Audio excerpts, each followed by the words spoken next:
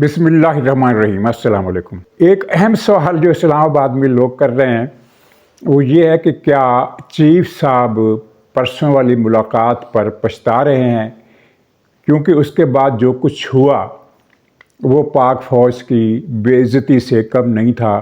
और जो एक बुछाड़ कर दी गई फ़ौज पर तानों की, वो एक अफसोसनाक और शर्मनाक बात है। लेकिन किसी को ज़ाहिर है ये उस वक्त अंदाज़ा नहीं था कि ये चंद मिनट की मुलाकात इतनी बड़ी मुसीबत बन जाएगी। अब जबकि सारी कहानी खुलकर सबके सामने आ चुकी है, तो ये सवाल फिर बनता है कि क्या चीफ साहब पछता रहे हैं, और फिर इमरान खान किस हद तक झुक गया है, किस हद तक उसने सरेंडर कर दिया है। और वो पीटीआई के सारे दावों के बरक्स वो हर बात मानने के लिए तैयार हो गया। यहाँ तक कि गंडापुर ने एक टीवी प्रोग्राम में बैठकर बिलवास्ता तौर पर इमरान खान को झूठा करार दे दिया जब उसने ये कहा कि 9 मई के वाक़यात हमारे ही कारकुनों ने किए थे, उनसे नादानी हो गई, उनको माफ़ कर दिया जाए। मतलब ये है कि वो फॉल्स फ्लैग ऑपरेशन और सब एजेंसियों ने किया कराया और वो मास्टरमाइंड फ़ौज है, इस तरह की जो बातें थी वो सारी गंडापुर ने झूठी करार दे दी। और अब इमरान खान क्या मांग रहा है, और फिर पीटीआई ने जो 3 सवाल पर मबनी मुतालबात पेश किए हैं, उसके बाद तो मुज़ाकरात की कोई अहमियत ही नहीं रह जाती। पीटीआई ने सीधा सीधा एक बहुत बड़ा एनआरओ मांग लिया है, और इस पर भी हम बात करेंगे। फिर ये है कि सुप्रीम कोर्ट के एक नाम नहाद सीनियर जस्टिस मंसूर में साकिब निसार की बदरू घुस गई है। इसका अंजाम क्या होगा? तो नाज़रीन, मुलाकात की सारी तफसील आ चुकी है। कल मैंने अपने प्रोग्राम में एक अंदाजे की बुनियाद पर बात की थी कि इन्होंने अपनी वफादारी का यकीन दिलाया होगा, कोई मुसालियत की बात की होगी, और वो अंदाज़ा मेरा दुरुस्त निकला। चंद मिनट की ये मुलाकात थी और ये ख़बर रिपोर्टर की गलत निकली कि तवील मुलाकात हुई है। कोई तवील मुलाकात नहीं हुई, 10 या 12 मिनट की मुलाकात थी। और इस मुलाकात की दरख्वास्त खुद पीटीआई के जो चेयरमैन हैं गौहर साहब, इन्होंने की थी। और गौहर साहब को इमरान खान ने इससे पहले क्या कहा था वो भी मैं बताऊंगा।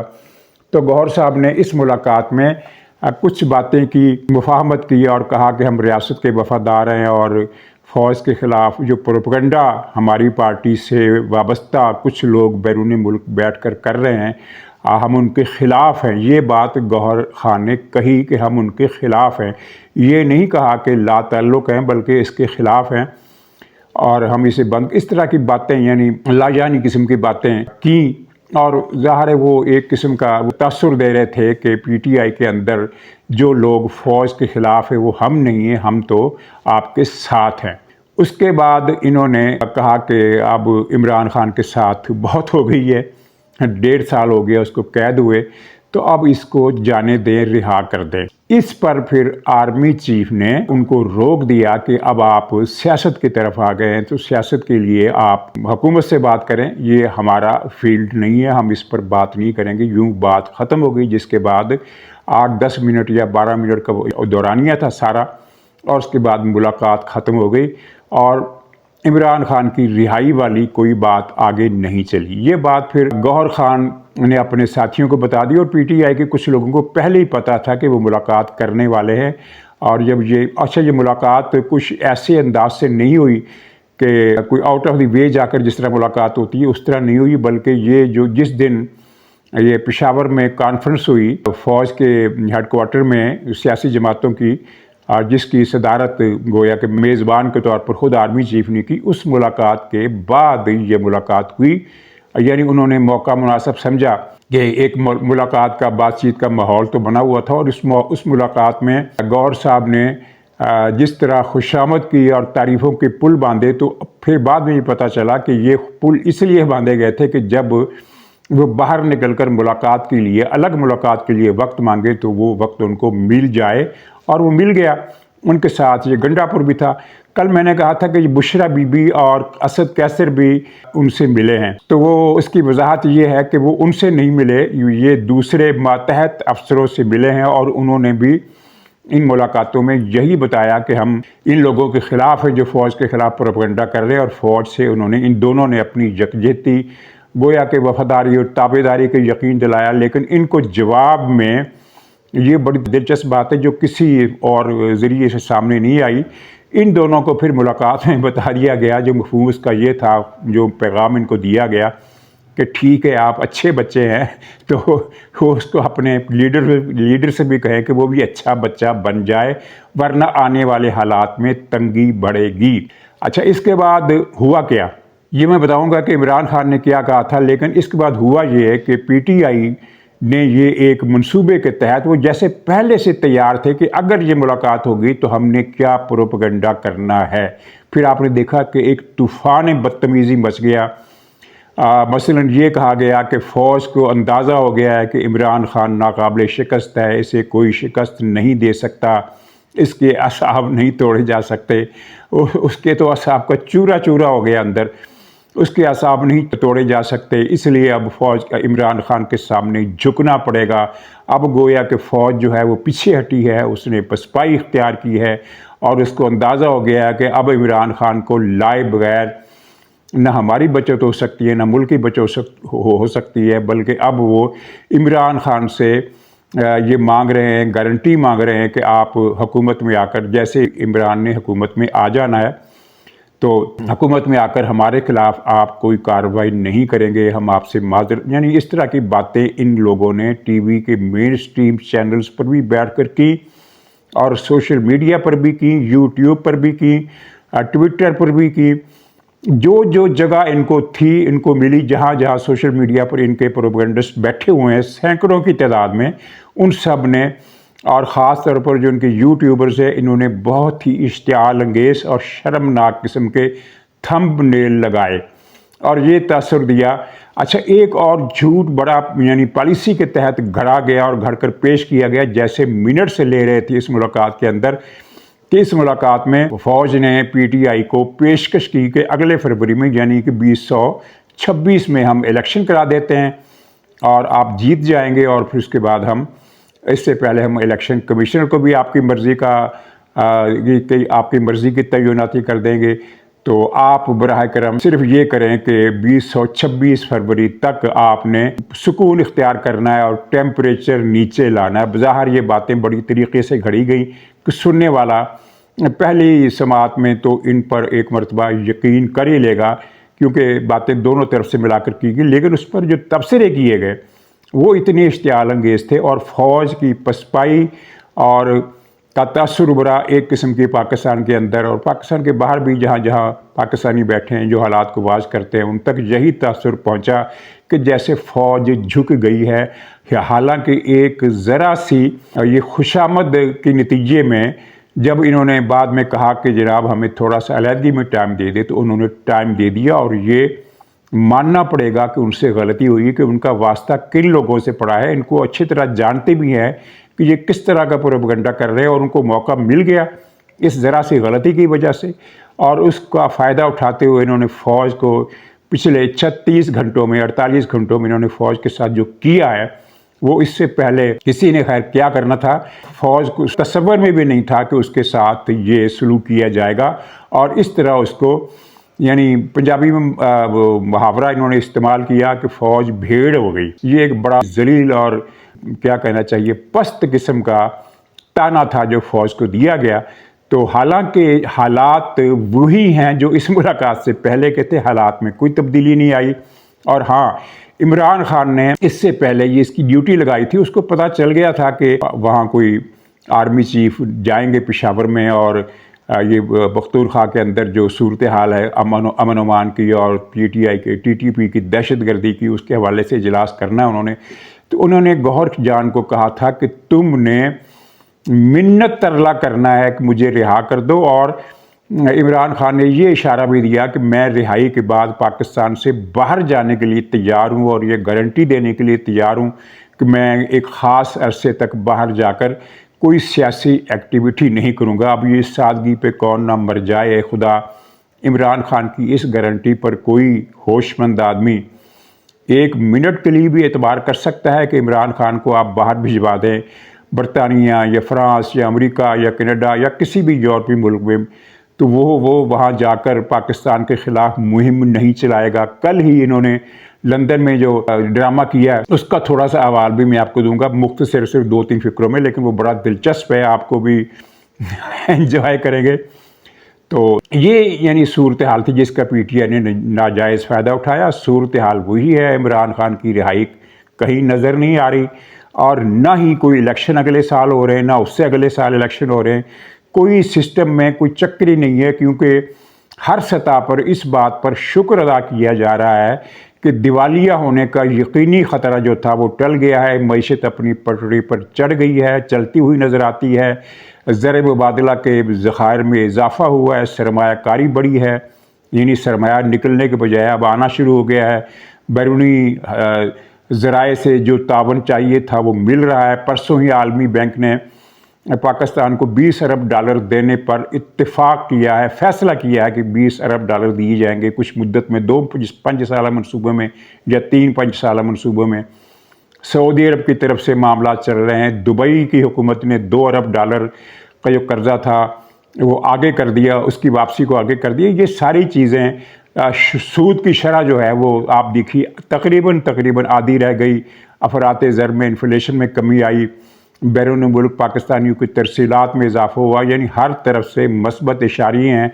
अगरचे अवाम के लिए अब भी सारे इशारे मनफी हैं, क्योंकि महंगाई में कमी नहीं हुई, महंगाई बढ़ने की रफ्तार कम हुई है, लेकिन अवाम को उससे फ़ायदा तब होगा जब महंगाई में कमी होगी। महंगाई में अभी कोई कमी नहीं हुई है। तो वो बहरहाल जो बलाई हल्के वो तो इस बात पर खुश है कि एक खुदा करके हम एक अच्छी सूरत हाल में आ गए। और वैसे भी कॉमन सेंस की बात है कि फ़ौज की ऐसी क्या मजबूरी है कि वो इमरान खान को राज़ी करने के लिए पीछे हटे या कोई वो असूलों पर सौदेबाजी करे और अपने इस आज़म का खुद ही धड़न तख्ता कर दे कि 9 मई के मुजरमों को माफ़ी नहीं मिलेगी। अच्छा, तो ये गौहर खान को ये फ़िक्रा कहने का मौका ही नहीं दिया गया। यानी गौहर खान ने आगे चलकर ये बात करनी थी कि इमरान खान को आप बाहर जाने दें, हम गारंटी देते हैं कि वो कुछ नहीं करेंगे, लेकिन ये फ़िक्रा उनको कहने ही नहीं दिया गया गौहर खान को। जब गौहर खान ने ये कहा कि इमरान खान के बारे में कुछ नरमी करे, उन्हें रिहा कर दें, तो उसी वक्त उनको टोक दिया गया कि सियासी गुफ्तगू न करें, जिसके बाद फिर गौहर खान को गुफ्तगू बंद करना पड़ी, ख़त्म करना पड़ी। बाहर आकर फिर वो एक गंदा लतीफ़ा याद आ जाता है, मैं वो लतीफ़ा दोहराऊंगा नहीं, आपको शायद याद हो, वो चौधरी जिसका वो बाहर आकर जो हर आदमी फिर जो कहता था, तो चौधरी ने कहा कि तुम भी बाहर जाकर यही कहोगे, इस तरह का वो लतीफ़ा। तो इनकी ये सूरत हाल है। अच्छा, ये तो इमरान खान का किस्सा हो गया। अब थोड़ा सा जिक्र पीटीआई के मुतालबात का।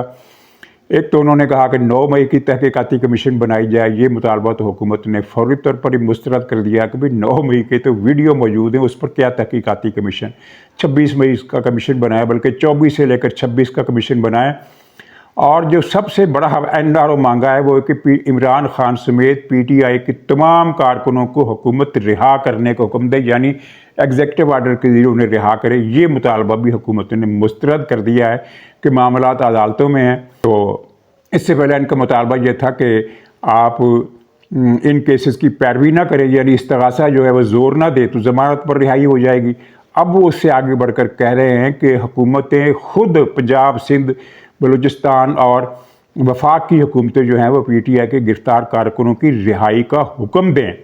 ये मुतालबा भी ज़ाहिर मुस्तरद हो जाएगा। बहरहाल बाकायदा जवाब जो है इनको अगले 3-4-5 दिनों में मिलेगा, और फिर उसके बाद देखेंगे कि ये मुज़ाकरात की शक्ल क्या निकलती है। लेकिन एक मरतबा तो पीटीआई को के साथ मुझे लगता है कि हाथ हो गया है, लेकिन हाथ होने से पहले उन्होंने फ़ौज की अच्छी खासी बेइज्जती का बंदोबस्त कर दिया है। नाज़रीन, ये थोड़ा सा जिक्र अब जस्टिस मंसूर का कर दें। वो साकिब निसार ने इकामे में से ये पनामा के केस में से इकामा निकाल लिया था ना, और फिर बिंदियाल ने वो पता नहीं अफसरों के तबादले का केस था, उसमें से इलेक्शन का केस निकाल लिया। तो मंसूर ने भी वही किया कि कस्टम से मुतल्लक एक मुकदमे में के अंदर से इसने 26वीं आईनी तरमीम निकाल ली है कि मैं इसको ख़त्म करूँगा, और पागल हो गया बिल्कुल जिस तरह, यानी दिमागी। और ये कोई हैरत की बात नहीं है, चीफ जस्टिस ना बनने का सदमा, फिर वो प्रोग्राम, वो वादे जो इमरान खान से किए थे कि मैं सितंबर में इस हुकूमत का धड़न तख्ता कर दूंगा, वो सारे सदमात जो हैं इसके जहन पर असरअंदाज हुए और इसने कस्टम के अंदर से केस निकाल लिया और पीटीआई के लोगों को ये इत्तला दे दी गई। किसने दी, अब आप खुद समझ लेंगे किसने दी। ये इत्तला दे दी गई कि 16 तारीख को 26वीं तरमीम जो है उस पर स्टे आर्डर आ जाएगा, मुकदमा बाद में चलता रहेगा कि समाअत का इख्तियार रेगुलर बेंच को है या नहीं है, क्या करना है क्या नहीं करना है, उसको चाहे फिर 6 महीने की अगली तारीख ही दे दें। लेकिन 16 तारीख को 26 तरमीम के ख़िलाफ़ स्टे आर्डर आ जाएगा। ये पीटीआई के तमाम अखबार नवीसों ने ये इत्तला बाकायदा कल के परसों के ब्लॉग में दे दी थी। चीफ जस्टिस ने वो बेंच ही बदल लिया, यानी उसका एक रुकन बदल लिया। उसकी तफसील बताने की ज़रूरत नहीं, आपने वो सब खबरें पढ़ ली हैं। तो बताने वाली बात यह है कि ये फिर इस पर चिल्लाए और शोर किया इनके सहाफ़ियों ने कि ये तो धांधली है। भैया अगर ये धांधली है, क्या ये इख्तियार में नहीं है चीफ जस्टिस के? और धांधली अगर है तो साकिब निसार ने कितने बेंच बदले थे और अता बिंदियाल ने कितने बेंच बदले थे, और जस्टिस काजी फाइज ईसा के दिए गए फैसले को रजिस्ट्रार के ज़रिए मुअत्तल नहीं करवाया था। उस वक्त आप कहाँ थे? उस वक्त तो आप बोल नहीं रहे थे। अब तो जो कुछ हो रहा है उसका कुछ भी 10वां हिस्सा भी नहीं है। अब जो कुछ हो रहा है और अभी कुछ होना है। तो बहरहाल इसका जो प्लान है वो अब भी यही था कि ये 26वीं तरमीम मुअत्तल करके खुद चीफ जस्टिस बनेगा और फिर इमरान खान को वापस लाएगा, जो कि इसने अगस्त सितंबर में वादा किया था ना इमरान खान के साथ कि मैं आते ही ये इनका कांटा निकाल दूंगा और फिर ये तहोबाला कर दूंगा सारा सिस्टम। तो उस बात का इसके दिल में फिर वो खन्नास समाया और ये इसने सारा किया। इसको अंदाज़ा नहीं है कि अगर ये इसने लिमिट्स क्रॉस की तो इसके ख़िलाफ़ मिसकंडक्ट का रेफरेंस जो है वो तैयार करने का फ़ैसला मौजूद है। वो हो सकता है यहाँ तक नौबत ना पहुँचे, लेकिन ये कोई नामुमकिन काम नहीं है, ऐसा हो जाना है। और क्योंकि 26वीं तरमीम जो है वो नाकाबिले वापसी है। तो एक गंडापुर ने अच्छा बच्चा बनने के लिए आर्मी चीफ के सामने वहाँ भी ये कहा कि जी बिल्कुल हमारे वर्करों का कसूर है, ये बच्चे नादान हैं। और टीवी चैनल पर भी अगर कहा, और इस बात की रिपोर्ट इमरान खान को ही, वो दिल में गुस्सा तो बहुत उसको आया होगा, लेकिन उसने कुछ कहा नहीं। ये जो खबरें आई हैं कि ये जब गंडापुर की बात इमरान खान को पहुँचाई गई तो इमरान खान ने इस पर कोई कमेंट नहीं किया। और कमेंट ना करने की वजह यही है कि वो समझता है कि यही 2 बंदे मुझे माफ़ी तलाफ़ी दिला सकते हैं। माफ़ी मांगने के लिए इमरान खान अब किसी हद तक भी गिरने को तैयार है। तो देखिए आने वाले दिनों में क्या होता है। अभी तो हुकूमत ने जवाब देना है, वो देखते हैं। तो नाज़रीन इजाज़त दीजिए, इंशाअल्लाह अगले व्लॉग में फिर मुलाकात होगी। तब तक के लिए खुदा हाफ़िज़।